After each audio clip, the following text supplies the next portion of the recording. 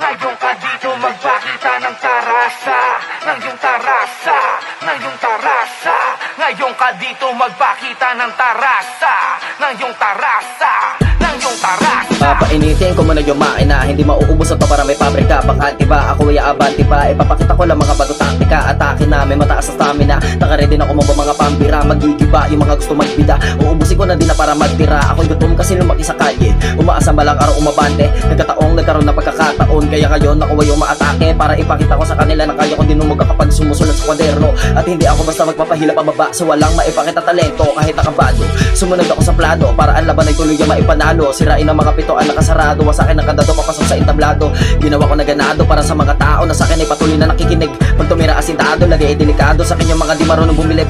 Kaya paano mo ko mahihigitan kung sarili mo lang kasi di mo tinitindihan. Di ka di makakahabol kung di mo bibilisan. Kung lang sa kaalaman kung di mo maintindihan.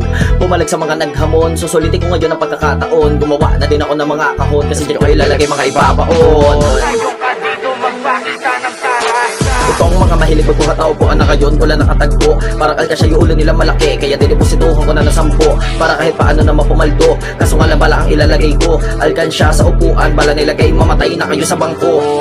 Pagtapos magpaputok, alam na ang kasunod na marami na ang tatakbo. Kasi pag ako ang gumawa ng mga linya ay palaging isina sa buhay ko. Isa na rin sa patunay to, kung hindi mo pa napagtanto na hindi mo mabibigyan buhay yung linya kung iisa buhay mo. Ngayon ka dito magpakita ng tarasa,